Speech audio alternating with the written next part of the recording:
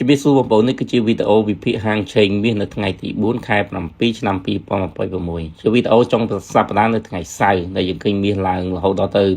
$507នៅក្នុង1ជីឬក៏$4,174.10 សេននៅក្នុង1អោនសម្រាប់ហាមឆេងគីឡូគឺ$134,202.49 សេននៅក្នុង1គីឡូអ្នកណាគេទិញមាសពីម្សិលមិញដែលធ្វើឲ្យតម្លៃមាសឡើងផុតតម្លៃ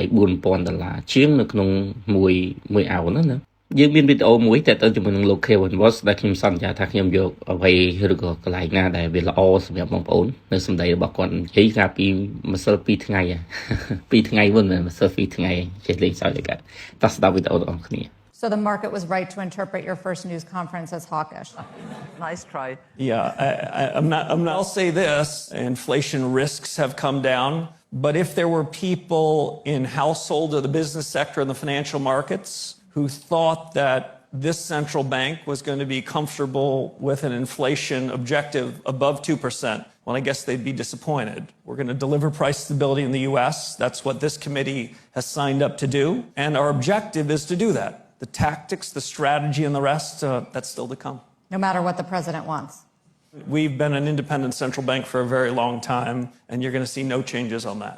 បច្ចុប្បន្នបរិបទដែលមានសក្តានុពលនៅក្នុងវិស័យហិរញ្ញវត្ថុរបស់សហរដ្ឋអាមេរិកដូចគឺលោក Kevin Voss និង Scott Bessent មែនទែនទៅនៅក្នុងវីដេអូហ្នឹងបងប្អូនបានឮណាគាត់និយាយអំពីរឿងអតិផរណាធ្លាក់ចុះហេតុអីក៏យកវីដេអូគាត់មកជំរាបនៅក្នុងពេលបច្ចុប្បន្នលុយរត់ចូលទៅក្នុង AI Nvidia Technology ឬក៏ពេលខ្លះចូលទៅក្នុងផ្សារ stock ណាមួយដែលពលរដ្ឋសហរដ្ឋអាមេរិកគាត់ចង់ណាបន្ទាប់មកក៏ដួលឡើងអញ្ចឹងទៅប៉ុន្តែ AI ខ្លាំងជាងគេពីព្រោះ AI ផ្ដល់នៅអត្ថប្រយោជន៍ទិន្នផលខ្ពស់ដែលគេរំពឹងថាផ្សារ stock របស់ AI នឹងធ្វើឲ្យពលរដ្ឋសហរដ្ឋអាមេរិកចំណេញច្រើននៅក្នុងរយៈពេលវែង5ឆ្នាំ10ឆ្នាំនឹងឃើញរូបភាពផ្សេងហើយសម្រាប់តម្លៃមាសមួយរយៈនេះគឺយើងឃើញធ្លាក់ខ្លាំងប៉ុន្តែបច្ចុប្បន្នយើងឃើញតម្លៃមាសមានការកើនឡើងបោកបន្តិចដែលយើងវាកើនឡើងផុតពីតម្លៃដែលយើងបារម្ភខ្លាំងផុតគឺ$4,000នៅក្នុងមួយអោនហេតុអីដោយសារតែមុននឹងបងប្អូនបានស្ដាប់វីដេអូរបស់លោក Kevin Voss គាត់បាននិយាយអំពីវិបត្តិរបស់អតិផរណានៅក្នុងពេលបច្ចុប្បន្នហ្នឹងវាធ្លាក់ចុះហើយគាត់និយាយថា calm down បន្តិចហើយអញ្ចឹងនៅពេលដែលលោក Kevin Voss គាត់និយាយបែបហ្នឹងគឺបង្ហាញអំពីស្ថានភាពដែលយើងនឹកឃើញស្ថានភាពក្រោយនៅពីក្រោយខ្នងរបស់លោក Kevin Voss គឺតេតិនជាមួយនឹងបំណុលដ៏សែនខ្ពស់របស់សហរដ្ឋអាមេរិកសេដ្ឋកិច្ចដ៏សែនឡើងយឺតរបស់សហរដ្ឋអាមេរិកហើយតេតិនជាមួយនឹងប្រាក់ខែរបស់ពលរដ្ឋសហរដ្ឋអាមេរិកវ៉ែទៅណាប្រាក់ខែប្រចាំម៉ោងយើងអាចហៅប្រាក់ខែប្រាក់បៀវត្សរបស់ពលរដ្ឋសហរដ្ឋអាមេរិកដែលមានកំណើនយឺតជាងតម្លៃអតិផរណាហើយម៉ាក្រូសេដ្ឋកិច្ចរបស់សហរដ្ឋអាមេរិករួមជាមួយនឹងបញ្ហាបំណុលឯកជនរបស់ពលរដ្ឋសហរដ្ឋអាមេរិកដែលមាន NPL បង់សងឬក៏ទូទាត់យឺតហ្នឹងវាកើនឡើងច្រើនខ្លាំងអញ្ចឹងហើយគេរំពឹងថានៅពីក្រោយខ្នងរបស់លោក Kevin Voss រួមជាមួយនឹងអត្រាទិន្នន័យការងារដែលបង្ហាញពីម្សិលមិញ57,000 កន្លែងវាល្មមធ្វើឲ្យចិត្តរបស់លោក Kevin Voss មិនអាចតម្លើងអត្រាការប្រាក់បានទេម្សិលមិញគឺនិយាយត្រឹមថាធនាគារកណ្ដាលនឹងរក្សាអត្រាការប្រាក់នៅក្នុងខែកក្កដាថ្ងៃទី29ប៉ុន្តែបើសិនជាមើលមែនទែនបើសិនបើម៉ាក្រូសេដ្ឋកិច្ចរបស់សហរដ្ឋបន្តបែបហ្នឹងហើយទីផ្សារការងារបន្ថែម2ខែទៀតទៅ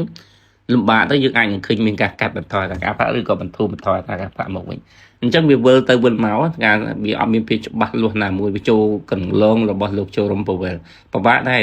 នៅក្នុងទិសដៅនេះដោយសារតែសេដ្ឋកិច្ចហ្នឹងវាថមថយរួចទៅហើយការប្រយុទ្ធជាមួយនឹងអតិផរណារហូតដល់5ឆ្នាំការទារអតិផរណាមក 2% ហ្នឹងមិនគ្រប់ថែម 2.9% មែនទេអតិផរណាមិនបានថមថយទេប៉ុន្តែវាថយតាមរយៈការដំឡើងទិសដៅពី2ទៅ 2.9% អតិផរណាកំពុងតែក្តៅតែលោក Kevin Voss បាយនិយាយថាវាធ្លាក់ចុះបើយើងនិយាយអំពីអតិផរណាធៀបជាមួយអតិផរណាពិតប្រាកដអតិផរណាពិតប្រាកដរបស់សហរដ្ឋអាមេរិកដែលយើងសំដៅទៅលើ food ឬក៏ energy ទៅលើអាហារឬក៏ធម្មពលនៅពេលដែលគេនិយាយពី core CPI ឬក៏ core PCE មានអតិផរណា snow ដែលសហរដ្ឋអាមេរិកគាត់យកទៅវាស់គាត់ដកអាហារនិងធម្មពលចេញហេតុអីដោយសារតែអាហារនិងធម្មពលតម្លៃរបស់វាមានការប្រែប្រួលលឿនខ្លាំងពេកអញ្ចឹងsnow ដែល PCE ដែលធនាគារកណ្ដាលសហរដ្ឋអាមេរិកយកទៅវាស់ហ្នឹងធៀបជាមួយនឹងអតិផរណាខាងក្រៅពិតប្រាកដគឺឃើញខុសគ្នាយើងអាចមើលឃើញបានអតិផរណាពិតប្រាកដវាគួរតែ 5% ហើយបើធៀបជាមួយនឹងអត្រាការប្រាក់ដែលសហរដ្ឋអាមេរិកកំពុងតែផ្ដល់ឲ្យហ្នឹងគឺវាទៀបជាងគ្នាវាស្ថិតនៅក្នុងភាពអវិជ្ជមាន ចឹងចង់ថ្ងៃអនាគតយើងនឹងឃើញតម្លៃមាសតម្លៃប្រាក់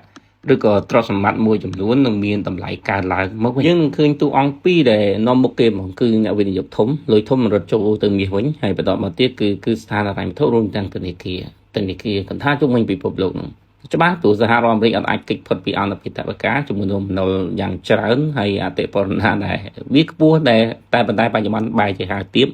ស្ថានភាពភូមិសាស្ត្រនយោបាយរួមជាមួយនឹងកម្លាំងទិញអំណាចទិញរបស់ប្រាក់ដុល្លារនឹងថយចុះប៉ុន្តែអំណាចទិញរបស់តម្លៃមាសឬក៏មាសនឹងមានការកើនឡើងខ្លាំងមកវិញនៅក្នុងនេះវាគឺជាយុគសម័យនៃការប្រកួតប្រជែងផ្នែកហិរញ្ញវត្ថុឬក៏រូបិយប័ណ្ណដែលបងប្អូនអាចឃើញនៅពេលអនាគតយេននិងយួនដែលយួនរបស់ចិនហ្នឹងគឺចង់ចំនួនដុល្លារហើយយេនរបស់ជប៉ុននោះគឺធ្វើបែបម៉េចឲ្យតម្លៃរបស់វាកុំធ្លាក់ជ្រុលពេកគេកំពុងតែមានបទអន្តរាគមន៍ធ្វើបែបម៉េចកុំឲ្យលុយយេនធ្លាក់បន្តទៀតហើយក៏កំពុងតែមានទំនាស់រវាងប្រធានាធិបតីស្រីរួមមន្ត្រីនៃធនាគារកណ្ដាលឬក៏មន្ត្រីហិរញ្ញវត្ថុដែលខ្ញុំធ្លាប់បានជម្រាបជូនមានមួយចង់ឲ្យទម្លាក់មួយចង់ឲ្យតម្លើងដើម្បីធ្វើបទអន្តរាគមន៍អានោះគឺជាទំនាស់ដែលយើងអាចនឹងឃើញឥឡូវបច្ចុប្បន្ននេះយើងតាក់ទិនជាមួយនឹងធនាគារកណ្ដាលនៅក្នុងពីម្សិលមិញរបាយការណ៍បានបង្ហាញចេញថាធនាគារកណ្ដាលបានបន្ថែមការទិញមាសបន្ថែមទៀតណាគឺរហូតដល់ទៅ41តោនយើងស្ដាប់មកជួបធនាគារកណ្ដាលហ្នឹងមិញបានចេះតែទិញមាសប្រសិនបើយើងយល់ឃើញថាមាសធ្លាក់នៅក្នុងនោះគឺប៉ូឡូញទិញប៉ូឡូញអ្នកដែលលក់មាសទិញមកវិញណា18តោនហើយប្រទេសចិនទិញ10តោនកុំភ្លេចថាប្រទេសចិនទិញពេលឬក៏ធ្វើការជួញដូរជាមួយនឹងរុស្ស៊ីដោយប្រើមាសឬជួញដូរជាមួយនឹងប្រទេសនៅអាស៊ីខាងលិចឬក៏តំបន់អាហ្វ្រិក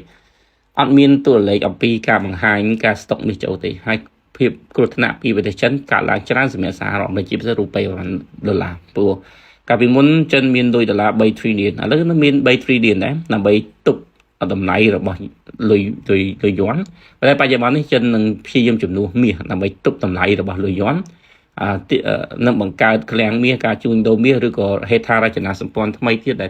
លអាចសូកទាញលុយបរទេសទុកទំនុកចិត្តអញ្ចឹងការប្រើប្រាស់លុយយួនពឹងផ្អែកទៅលើមាសដើម្បីទៅចាយវាឬក៏បង្កើតរូបិយប័ណ្ណថ្មីនៅក្នុង BRIC ហ្នឹងវានៅតែជានិន្នាការដែលបង្ហាញភាពក្តៅកគុកនៅឡើយទេក្រៅពីប្រទេសចិនយើងមានអូបេគីស្ថានកាហ្គស្ថានសិង្ហបុរីរុស្ស៊ីទូគីដែលលក់មាសហ្នឹងក៏ទិញមាសចូលមកវិញទាំងអស់ដូចគ្នាដែរព្រោះគេទិញមាសមកពីគេបារម្ភអំពីភូមិសាស្ត្រនយោបាយគេទិញមាសមកពីគេចង់ប្រឆាំងនៅប្រាក់ដុល្លារគេទិញមាសមកពីគេលែងទុកចិត្តនៅប្រព័ន្ធវេប្រាក់របស់សហរដ្ឋអាមេរិកឬក៏គេយល់ឃើញថាបានបំណុលរបស់សហរដ្ឋអាមេរិកមិនបានផ្ដល់ផលចំណេញដល់ពួកគេបន្តទៀតនោះទេនោះគឺជារឿងដែលយើងអាចមើលឃើញហើយមែនតើទៅវាជានិន្នាការនៅក្នុងថ្ងៃអនាគតសម្រាប់ប៉ូឡូញតែឯងគ្រាន់តែទិញមាសនៅក្នុងឆ្នាំ2026គឺ64តោនបច្ចុប្បន្ននេះមានមាសរហូតដល់ទៅ114តោនហើយទិសដៅនៃការគ្រប់គ្រងមាសគឺធ្វើឲ្យបាន700តោនបើយើងគិតទៅនៅសល់86តោនទៀតដែលប៉ូឡូញត្រូវទិញចឹងនៅក្នុងឆ្នាំ2026តួលេខក្រៅផ្លូវការចិនទៅទិញបានតែ25តោនទេតែទៀតពិតមិនអញ្ចឹងទេការកាន់កាប់មាសរបស់ចិនក៏ដូចគ្នាដែរការប្រកាសជាផ្លូវការគឺ2331តោនតែគេយល់ឃើញថាមាសចិនមានរហូតដល់ទៅ5តោនជាងឯនោះមិនមែនតែប៉ុណ្្នឹងទេអូហើយបណ្ដាប្រទេសផ្សេងៗក៏មានទិសដៅក្នុងការកំណត់នៅក្នុងការទិញមាសរបស់ខ្លួនផងដែរអញ្ចឹងវាលែងជារឿងលេងសើចទៀតហើយអ្វីដែលយើងឃើញច្បាស់នៅក្នុងពេលនេះគឺគោលនយោបាយហិរញ្ញវត្ថុរបស់សហរដ្ឋអាមេរិកស្ថិតនៅក្នុងដំណាក់កាលមិនច្បាស់លាស់ទេទោះបីជាមានភាគរយនៃការដំណើរតែការប្រាក់ក៏មិនហ៊ានដំណើរតែការប្រាក់ដែរប្រសិនបើ people ស្គន់ប្រសិនបើធនាគារកណ្ដាលសហរដ្ឋអាមេរិកស្គន់ណាឬក៏សេដ្ឋកិច្ចរបស់សហរដ្ឋអាមេរិកវាលេចធ្លាយនៅក្នុងបញ្ហាណាមួយជាពិសេសគឺទីផ្សារការងារនៅក្នុងខែក្រោយទៀតវាបង្ហាញនៅទិន្នផលមិនល្អអញ្ចឹងទិសដៅទោះបីជាត្រូវដំណើរតែការប្រាក់ក៏ត្រូវមកកាត់បន្ថយតែការប្រាក់ដែរដោយសារតែមានកំណោះហើយទាញអតិពលណាមក 2.9 ហើយត្រូវកាត់មកវិញពីព្រោះពលរដ្ឋសហរដ្ឋអាមេរិកខ្ចីលុយថ្លៃណាស់សេដ្ឋកិច្ចមិនសូវដើរទេអាជីវកម្មមិនហ៊ានខ្ចីលុយទេព្រោះកាលណាបើខ្ចីលុយសងអត្រាការប្រាក់ខ្ពស់ពេកហើយបន្លែងខ្លាំងពេកអញ្ចឹងទៅអាចនឹងនេះដែរអាចនឹងពិបាកសម្រាប់ការទូទាត់សមណោះចាំបើបោះពុំលុយវាទៅរួចអត់នៅក្នុងពេលបច្ចុប្បន្នពិបាកដូចគ្នាដែរមានតែទិញបានបំណុលចូលត្រឡប់មកវិញ40,000លានជាប្រចាំខែ40,000លានជាប្រចាំខែអត់ខុសអីពីលោកជរ៉ូមពូវែហើយបើសិនបើរដ្ឋាភិបាលចាយលុយលឿនលើសពីហ្នឹងទៀតការទិញ40,000លានមិនទិញ40,000លានវាអាចនឹងទិញលើសពីហ្នឹងការបង្កើតតួលេខ digital ណាមួយឬក៏ការបង្កើតឬក៏ការយកទុនបម្រុងណាមួយទៅទិញបានបំណុលអាហ្នឹងគឺសិតតែជារឿងដែលធ្វើឲ្យតម្លៃមាសមានការកើនឡើងនៅក្នុងថ្ងៃអនាគត នេះគឺជាអ្វីដែលខ្ញុំអាចជម្រាបជូនបានតាម page e-video ឬក៏សុភាវគតិសូមកុំភ្លេចស្វែងរកព័ត៌មានបន្ថែមទៀតគូបកងនៅអ្វីដែលបងប្អូនកំពុងតែទទួលបានសូមអរគុណសូមជម្រាបលា